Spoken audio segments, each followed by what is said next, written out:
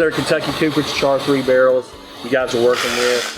Lots of good juice going in these things. Yeah. So we're going to try to highlight today, this is a small area. We're going to highlight the difference in you guys doing just small, plain distillery operation versus someone, say, like your sister distillery at Luxor. Absolutely. All right. Sounds great. So Eric, we're here outside of the distillery in the grain receiving area. I would assume that's what it's called. Yes, sir. Yep. And we just saw a truck pull in and out of here. What were they offloading here today? And we're going to load our corn, rye, and our malt into our bins here through that truck. Our primary mash bill, which is our Yellowstone. Right now, that is pretty much the main force of our production, trying to keep up with the demand out in the market these days. Absolutely. We also have about 4 different mash bills that we do in really small barrels, 15-gallon barrels, so that we can have those kind of more customizable and just different things we can offer onto the market. We're going to go in 1 grain at a time, certain temperature, certain duration for each one to be cooking. And it'll take us about 2.5 hours to cook a mash. How big is this cooker? This is 500 gallons. 500-gallon cooker, so we are still talking about how small Limestone Branch is, right, comparatively to other big distilleries. Yeah. A little more quaint operation. We just left the cooker. Right. We're going to pump the stuff that was in the cooker where?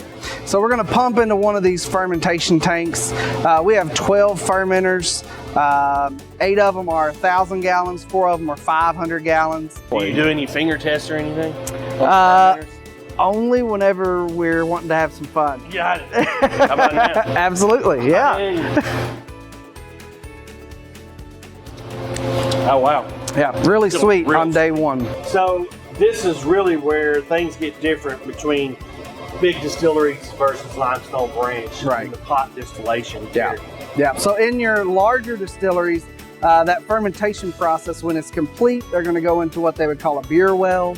That beer well is then going to feed into their continuous column still. They make a nice continuous distillation where the heads and tails are separated. Everything coming out is just their hearts.